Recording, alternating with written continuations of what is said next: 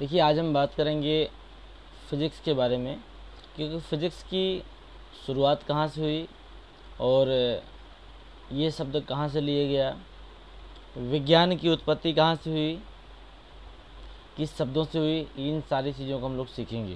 तो देखिए, विज्ञान को कहते हैं ये आधुनिक युग का विज्ञान है।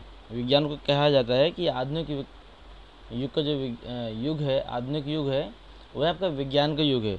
इसमें एक शब्द बोला गया है कि विज्ञान का जो शब्द है, जो साइंस आप लोग पढ़ते हैं, जो साइंस शब्द है वो सिंटिया नामक शब्द से लिया गया है। जो साइंस शब्द लिया गया है, जिसको आप लोग इंग्लिश में विज्ञान को साइंस बोलते हैं, इसको सिंटिया नामक शब्द से लिया गया है। और सिंटिया का जो अर्थ होता है, इसका अर्थ होता है जानना।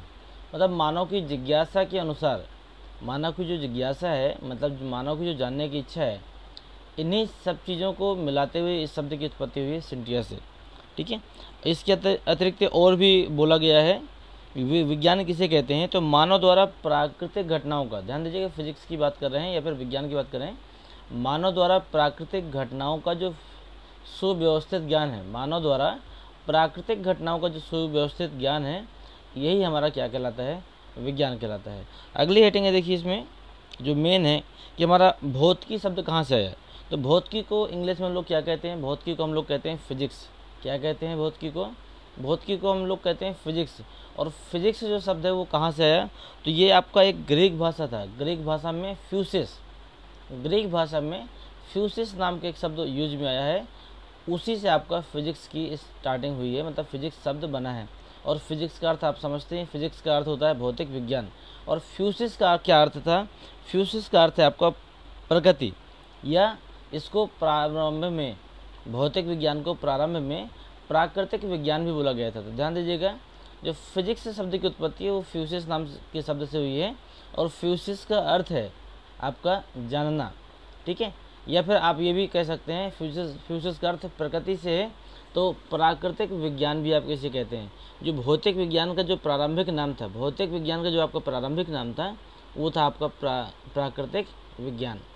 ठीक है। तो दो चीज़ें आपको क्लियर हो गई। जो साइंस शब्द है जो वो लिया गया है सिंटिया नामक शब्द से, जो साइंस है वो सिंटिया से लिया गया है। और साइंस किसे कहते हैं, इस बार हम दोहरा लेते हैं। साइंस का अर्थ होता है किसी भी प्राकृतिक घटनाओं का जो सुव्यवस्थित ज्ञान हम लोग प्राप्त करते हैं, वही हमारा कहलाता है, विज्ञान कहलाता है। ठीक है। विज्ञान के अंतर्गत में अब हम लोग देखने जा रहे हैं फिजिक्स। तो सबसे पहले फिजिक्स की उत्पत्ति कहाँ से हुई, तो फिजिक्स की उत्पत्ति हुई है फ्यूसिस नाम के शब्द से। फ्यूसिस का अर्थ होता है प्रकृति, और प्रकृति को हम लोग प्राकृतिक विज्ञान के नाम से भी जानते थे। मतलब भौतिक विज्ञान पहले आपका प्राकृतिक विज्ञान के नाम से जाना जाता था। उम्मीद है चीज़ें आपको बिल्कुल क्लियर हो गई होंगी, समझ में आ गई होंगी।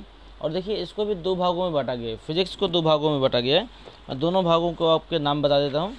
एक होता है भौतिक विज्ञान का स्थूल क्षेत्र, दो भागों में बांटा गया है। एक भौतिक विज्ञान का आपका स्थूल क्षेत्र है, जिसको हम लोग छूकर पता कर सके, मतलब इन चीज़ों को हम अनुभव कर सके। और एक होता है सूक्ष्म,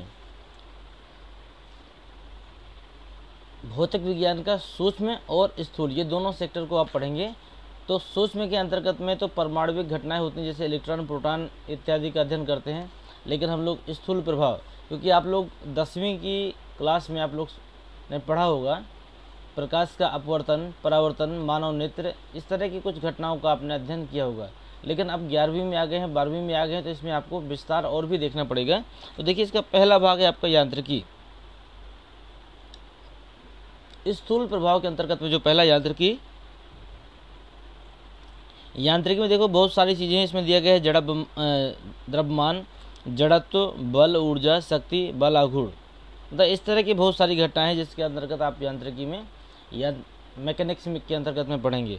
अगला है आपका ऊष्मागतिकी, मतलब आपका भौतिक विज्ञान का जो दूसरा पार्ट है स्थूल के अंतर्गत में, वो है थर्मोडायनामिक्स। थर्मोडायनामिक्स के अंतर्गत में ऊष्मागतिकी में आप लोग ऊष्मा के बारे में अध्ययन करेंगे। तीसरा है प्रकाशिकी, जिसको हम लोग इंग्लिश में ऑप्टिक्स वोलते हैं। ऑप्टिक्स के अंतर्गत में आप परावर्तन, अपवर्तन, विवर्तन, व्यतिकरण, सूक्ष्मदर्शी, दूरदर्शी और इंद्रधनुष वगैरह, मतलब प्रिज्म का, ये सारी चीज़ों का अध्ययन आप लोग किसमें करते हैं, प्रकाशिकी में करते हैं। इसका अगला है दोलन तथा तरंगें। दोलन तथा तरंगों के अंतर्गत में हम कंपित वस्तुओं का अध्ययन करते हैं, विक्षोभ का अध्ययन करते हैं, और इसमें कंपनों का अध्ययन करते हैं, भाषा और संगीत का अध्ययन करते हैं। ये सारी चीज़ें आपकी किस में आती हैं? दोलन तथा तरंगों में। इसके बाद है आपका वैद्युत गतिकी। वैद्युत गतिकी में हम लोग आवेशित तथा चुंबकित जो आपकी वस्तुएं हैं उनसे संबंधित घटनाएं, गॉस की प्रमेय, फैराडे के नियम, एम्पियर की परिभाषा और रेडियो तरंगें, आयन मंडल, वैद्युत धारा की उत्पत्ति, बहुत सारी ऐसी चीज़ें हैं। तो फिजिक्स को देखा जाए तो आपको दो भागों में बांटा गया है। एक भौतिकी के सूक्ष्म प्रभाव, एक होता है भौतिकी के स्थूल प्रभाव। तो स्थूल में आपने 5 भाग पढ़े। पहला भाग था आपको यांत्रिकी, दूसरा ऊष्मागतिकी था, तीसरा दोलन तथा तीसरा प्रकाशिकी था, चौथा दोलन तथा तरंगे और आपका 5वां था वैद्युत गतिकी। इन 5 भागों में आपकी फिजिक्स का बहुत बड़ा पार्ट आपको देखने को मिलेगा। तो मुझे उम्मीद है ये तीनों चीज़ें आज की आपकी कंप्लीट हो गई होंगी। और सूक्ष्म प्रभाव में मैंने आपको बताया कि इसमें इलेक्ट्रॉन, प्रोटॉन, न्यूट्रॉन, इससे संबंधित हम लोग घटनाओं का अध्ययन करेंगे। ये चीज़ें हम लोग सीखेंगे। इसमें अब आपका बात आती है कि प्रकृति में मूल बल कितने हैं। प्रकृति में मूल बल कितने हैं? तो देखिए 4 प्रकार के बल होते हैं। 4 प्रकार में पहला है गुरुत्वाकर्षण बल। पहला कैसा है? गुरुत्वाकर्षण बल। दूसरा है आपका विद्युत चुंबकीय बल, तीसरा है प्रबल नाभिकीय बल और चौथा है आपका छिड़ बल। ध्यान दीजिएगा, पहला है आपका गुरुत्वाकर्षण बल, दूसरा है विद्युत चुंबकीय बल, तीसरा है आपका प्रबल नाभिकीय बल और चौथा है आपका छिड़ नाभिकीय बल। तो सबसे पहले कि हम बात कर लेते हैं कि गुरुत्वाकर्षण बल किसे कहते हैं। तो ध्यान दीजिएगा, किन्हीं भी दो पिंडों के मध्य जो लगने वाला बल होगा उसे हम गुरुत्वाकर्षण बल कहते हैं। ठीक है, तो इसके लिए हम लिख सकते हैं F = G × m1 m2/r²। F = G × m1 m2/r²। इसे हम लोग ऐसा भी कर सकते हैं कि F समानुपाते m1 m2/r²। ऐसा भी हम लिख सकते हैं। ये सॉरी, इसको सही लिख दें r²। तो आप क्या बोलेंगे?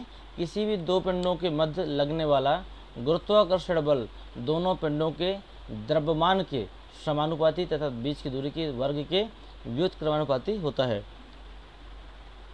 तो ये आपके सूत्र हो गया। ये किसका है? गुरुत्वाकर्षण बल का। और यदि यहीं पर हम लोग आवेश ले लेते हैं, इसमें वैद्युत बल जो दिया गया है वैद्युत चुंबकीय बल, तो यहाँ पर आप क्या बोलेंगे? किन्हीं भी दो आवेशों को, यदि हम इसको Q1 माने और हम इसको Q2 माने, तो हमारी परिभाषा बनेगी यहाँ पे किसी भी दो आवेशों के मध्य लगने वाला वैद्युत आकर्षण या प्रतिकर्षण बल। आकर्षण प्रतिकर्षण मैंने क्यों बोला? आकर्षण का मतलब होता है यदि दोनों आवेश समान, दोनों जो आवेश होंगे उनकी प्रकृति यदि समान है तो एक दूसरे को प्रतिकर्षित करेंगे। यदि दोनों की प्रकृति विपरीत है, मतलब एक धनात्मक है और एक ऋणात्मक है, तो ये दोनों को आकर्षित करेंगे। तो आप बोल सकते हैं किन्हीं भी दो आवेशों के मध्य लगने वाला वैद्युत बल दोनों आवेशों के गुणनफल के समानुपाती और उनके बीच की दूरी के वर्ग के व्युत्क्रमानुपाती होता है। फिर से ध्यान दीजिएगा, किन्हीं भी दो आवेशों के मध्य लगने वाला वैद्युत बल दोनों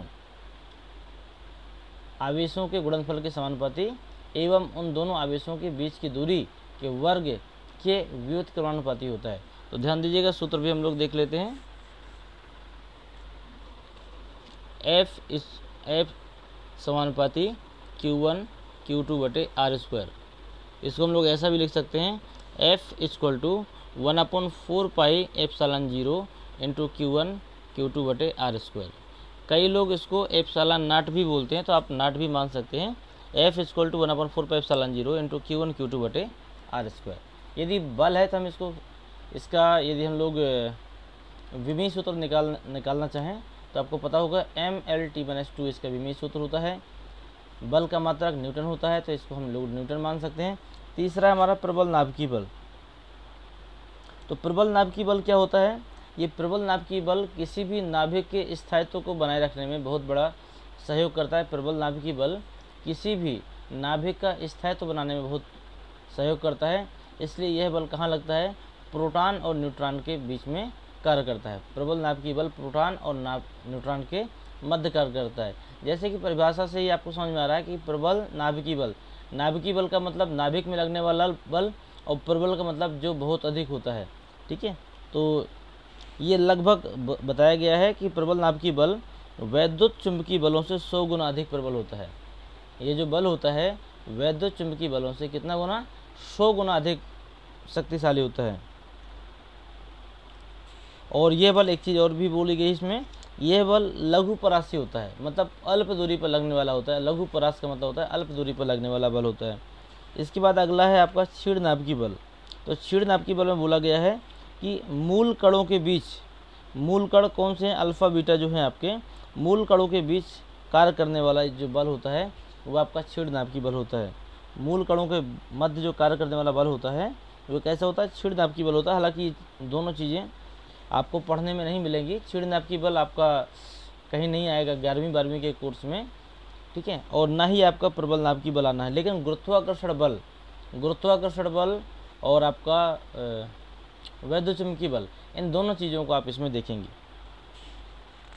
तो ये था भौतिक जगत का एक छोटा सा पार्ट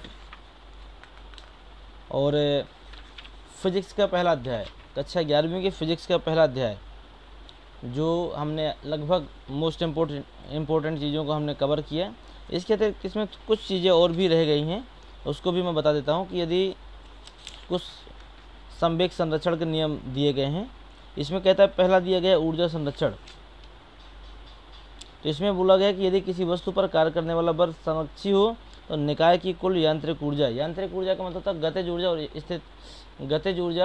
और स्थितिज ऊर्जा का योग यदि नियत है तो वहाँ पर बल कैसा होगा, संरक्षित होगा, या फिर कह सकते हैं यही आपका ऊर्जा संरक्षण का नियम है। तो ये था अपना पहला अध्याय जो आपका समाप्त हुआ। अध्याय बहुत कठिन नहीं था और बहुत ही सरल भाषा में बताया गया। एक बार मैं इसको समराइज कर देता हूँ फिर से। तो देखिए, अध्याय तो पूरा हो गया, लेकिन कुछ चीज़ों को हम लोग देख लेते हैं। फिर से हम लोग ध्यान देते हैं कि सबसे पहला क्या था। सबसे पहला था हमारा कि साइंस की उत्पत्ति कहाँ से हुई। तो साइंस की उत्पत्ति आपने पढ़ा था कि साइंस की उत्पत्ति एक्सेंटिया नामक शब्द से हुई है, जिसका अर्थ होता है जानना, या फिर कह सकते हैं कि किसी भी प्राकृतिक घटनाओं के विस्तृत अध्ययन को हम लोग क्या कह सकते हैं, विज्ञान कह सकते हैं। इसके अंतर्गत में हम लोग फिजिक्स देखने जा रहे हैं। तो फिजिक्स की उत्पत्ति कहाँ से हुई, तो फिजिक्स की उत्पत्ति फ्यूसिस नाम के शब्द से हुई, और फ्यूसिस का अर्थ क्या होता है, प्रकृति। इसीलिए कभी कभी प्रश्न आता है कि फिजिक्स को या फिर भौतिक विज्ञान को पहले किस नाम से जाना जाता था। तो ध्यान दीजिएगा, भौतिक विज्ञान को पहले प्राकृतिक विज्ञान के नाम से जाना जाता था। भौतिक विज्ञान पहले प्राकृतिक विज्ञान के नाम से जानी जाती थी। और भौतिक विज्ञान के दो भाग हो गए। दो भाग कौन कौन से हुए, एक हो गया भौतिक विज्ञान के स्थूल प्रभाव और एक हो गया आपका भौतिक विज्ञान के सूक्ष्म प्रभाव। तो मैं स्थूल की बात करूं तो स्थूल को 5 भागों में बांटा गया है, जिसमें सबसे पहला आपका यांत्रिकी है। यांत्रिकी में आप मैकेनिक्स के अंतर्गत की सारी घटनाओं का अध्ययन करेंगे, ठीक है। नंबर दूसरा है आपका यांत्रिकी की बात प्रकाशिकी है।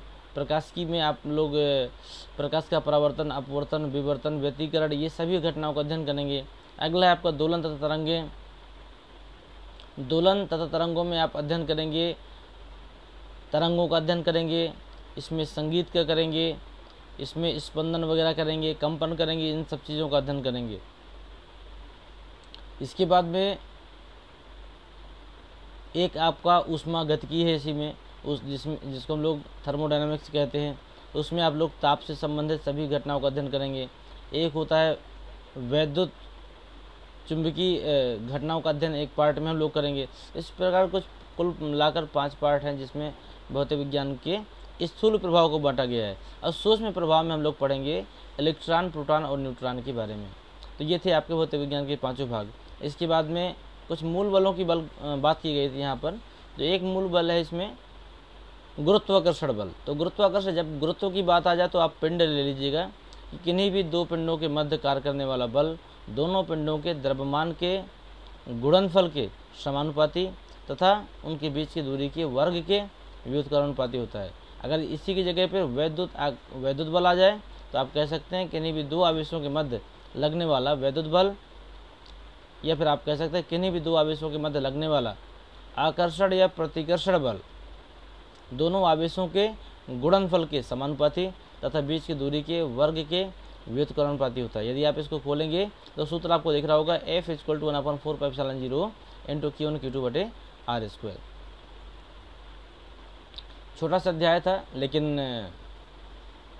महत्वपूर्ण है, क्योंकि जिस विषय को आप पढ़ना चाहते हैं उसके बारे में जानकारी होनी चाहिए। उम्मीद है आज के बाद आप ये नहीं भूलेंगे कि फिजिक्स की उत्पत्ति कहाँ से हुई, साइंस से शब्द कहाँ से लिया गया, भौतिक विज्ञान को कितने सेक्टर में बांटा गया, कौन सा स्थूल प्रभाव है, कौन सा सूक्ष्म है।